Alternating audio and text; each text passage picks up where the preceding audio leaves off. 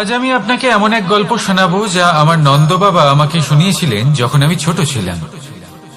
কাহিনী একজন সাধু আর একজন বিছের। একবার এক সাধু নদীর পাড়ে স্নান করছিলেন। উনি দেখলেন যে জলের প্রবাহে একটা বিছে ভেসে যাচ্ছে। তার প্রাণ বাঁচানোর জন্য উনি তাকে তুলে নদীর পাড়ে রাখার চেষ্টা করলেন, কিন্তু যেই সেই বিছেকে উনি হাতে তুললেন, সেই বিছে ওনাকে কামড়ে দিল। সাধু আবার চেষ্টা করলেন, সেই বিছেকে হাতে নেওয়াতে সে আবার তাকে কামড়ে দিল। আরো একবার চেষ্টা করাতে ওনার শিষ্য ওনাকে জিজ্ঞেস করল, এ আপনি কি করছেন গুরুদেব? এসব কি হচ্ছে? আপনি তারই প্রাণ বাঁচানোর চেষ্টা করছেন যে আপনাকে কামড়ে দিচ্ছে। গুরুদেব উত্তর দিলেন, যে ও বিছে হয়েই নিজের কর্ম করছে, নিজের প্রবৃত্তি, নিজের ব্যবহার বদলাচ্ছে না, তাহলে আমি সাধু হয়ে তা কেন বদলাবো? এর তাৎপর্য হলো সরল, যে সংসারে কিছু মানুষ আছেন যারা হয়তো খারাপ, দুষ্ট প্রকৃতির, আর হয়তো তারা কখনোই বদলাবেন না, কখনোই কোনো পরিবর্তন আসবে না। কিন্তু তার মানে এই নয় যে আমরা আমাদের কর্ম করা ছেড়ে দিই, আমরা আমাদের প্রচেষ্টা ছেড়ে দেব। আগে না, আমাদের তো করতেই হবে, কারণ ইতিহাস সাক্ষী আছে যে এই চেষ্টা এই সংসারের ধারাকেও বদলে দিতে পারে। তাহলে আপনিও আসুন আর আমার সাথে ভালোবেসে বলুন, রাধা রাধা। মানুষ জীবনে সবসময় শিখরে পৌঁছতে চায়, অনেক উঁচুতে উঠতে চায়, আর তার জন্য তারা কি না করে, পরিকল্পনা করে, ষড়যন্ত্র করে, প্রার্থনা করতে থাকে, আবার কারোর কাছে সাহায্যও চায়। কিন্তু এত কিছু করা সত্ত্বেও অনেক সময় মানুষ শিখরে পৌঁছতে পারে না। যদি পৌঁছেও যায় তাও খুব তাড়াতাড়ি নিচে নেমে আসে। এর কারণ কি? একটা উদাহরণ দিয়ে বোঝানো যাক। এই হলো ময়ূর পেখম, আর এই হলো পাথর। যদি এই পেখমকে হাওয়ায় ছুঁড়ে দিই তবে ও উড়তে থাকে, কিন্তু এই পাথর অতি শীঘ্রই মাটিতে নেমে আসে। এর কারণ কি? ভার। এই পাথর হলো ভারী, আর এই শিক্ষাই আমাদের গ্রহণ করতে হবে। ঠিক এইভাবেই যদি আমাদের মন দ্বন্দ্ব আর অহংকার দ্বারা পরিপূর্ণ হয়ে থাকে, তাহলে তা কখনোই শিখরে পৌঁছবে না। পৌঁছে গেলেও খুব শীঘ্রই মাটিতে নেমে আসবে। তাই এই মনকে হালকা করতে শিখুন, অহংকারকে, এই হিংসাকে ত্যাগ করুন। তারপর উঁচুতে উড়ে তো দেখুন, কত উঁচুতে উঠতে পারবেন আপনি। আসুন আমার সাথে ভালোবেসে বলুন, রাধা রাধা। মানুষ এক অত্যন্ত বিচিত্র প্রাণী। পরিকল্পনা করে, ষড়যন্ত্র করে, প্রচেষ্টা করে, কাউকে পরাজিত করার চেষ্টাও করে। সাপকে একটা দড়ি মনে করে হাতে চেপে ধরার চেষ্টা করে, কিন্তু একটা কথা বুঝতেই পারে না, সময়ের এই সাপ, এটা হাতে চেপে ধরাই যায় না।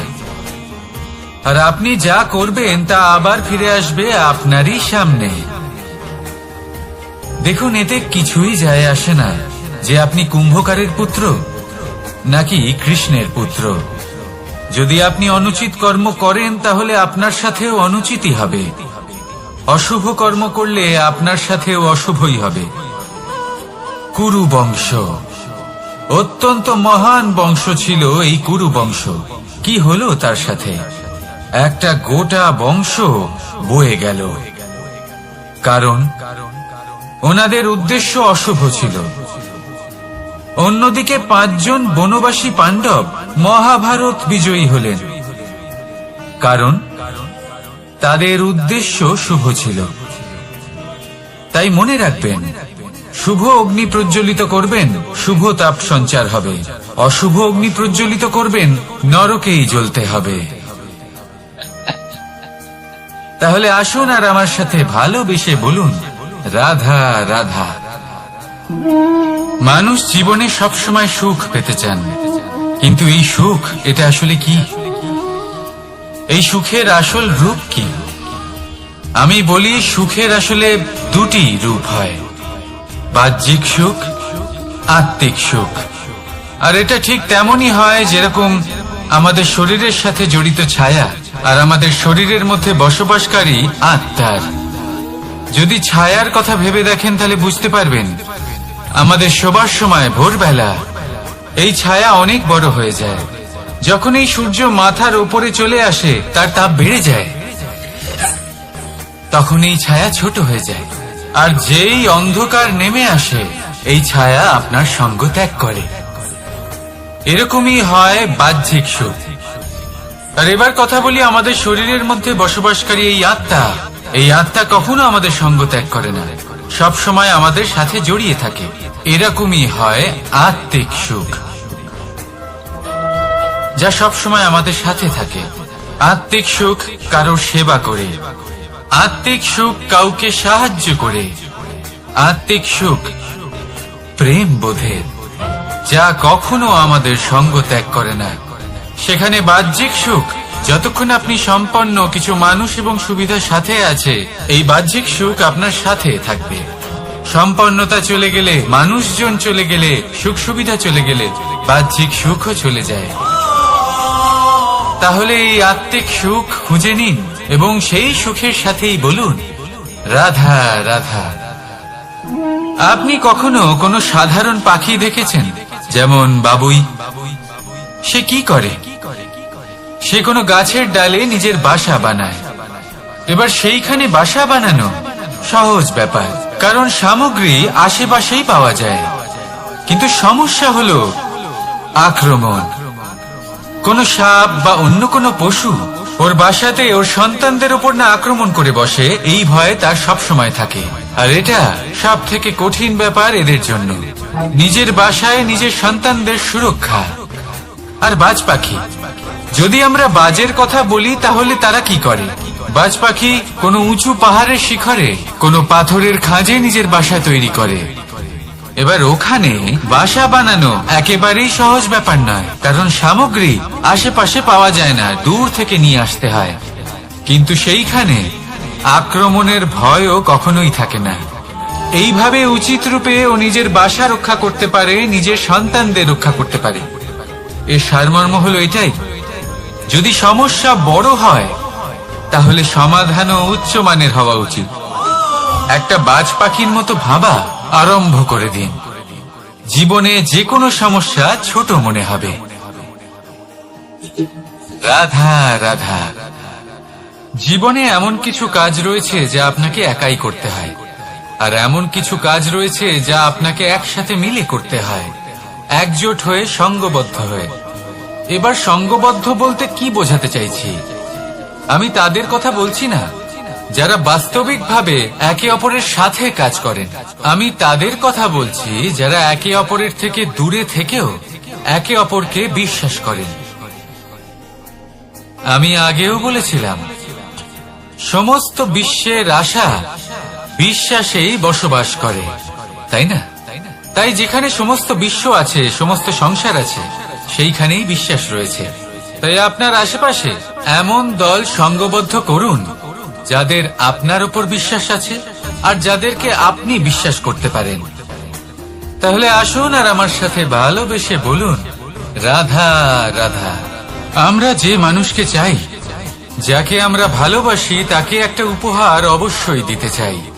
এমন এক উপহার যা ওনার ভালো লাগবে, যা শ্রেষ্ঠ হবে, অতি প্রিয় হবে, বহুমূল্য হবে, বা বলতে পারেন মূল্যবান হবে।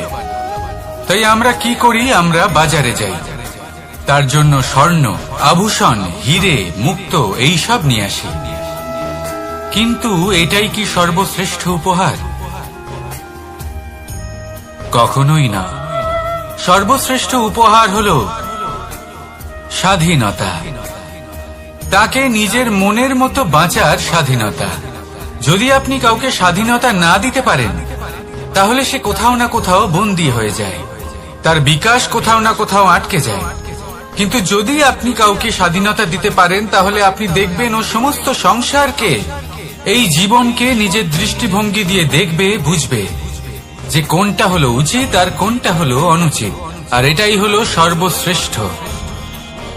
আর এবার যদি কাউকে স্বাধীনতার মাধ্যমে এত বড় একটা শক্তি দিতে পারেন, তাহলে আপনি আমাকে বলুন এর থেকে বড় উপহার আর কি হতে পারে? আসুন আর আমার সাথে ভালোবেসে বলুন, রাধা রাধা। কর্ম, ধর্ম আর কর্তব্য, এই তিনটি একে অপরের সাথে জড়িত। আর অনেক সময় এই তিনটি পালন করতে করতে আমাদের সেই ব্যক্তির সামনে গিয়ে দাঁড়াতে হয়, তার বিরুদ্ধেই যেতে হয় যাকে আমরা সব থেকে বেশি ভালোবাসি। কিন্তু সেইখানে এই যুদ্ধ কোনো ব্যক্তিগত যুদ্ধ থাকে না, এ হলো কর্ম, ধর্ম আর কর্তব্যের যুদ্ধ। এটা সরল নয়, অত্যন্ত কঠিন হয় তার সম্মুখীন হওয়া যাকে আমরা সব থেকে বেশি সম্মান করি। কিন্তু আমাদের তো আমাদের ধর্মের পথে চলতেই হবে, কারণ আমরা কর্মবদ্ধ, কর্তব্যবদ্ধ, আর এটাই করা উচিত। শুধু এটুকু মনে রাখবেন, যদি আপনার উদ্দেশ্য শুভ হয়, আপনার ভাবনা শুভ হয়, আপনি যদি কর্ম, ধর্ম আর কর্তব্যের পথে অগ্রসর হন, তাহলে এই প্রক্রিয়াতে যদি আপনাকে আপনার আরাধ্যেরও সামনে দাঁড়াতে হয়, তাহলেও আপনার কোনো ক্ষতি হবে না। তাহলে আসুন আর আমার সাথে ভালোবেসে বলুন, রাধা রাধা।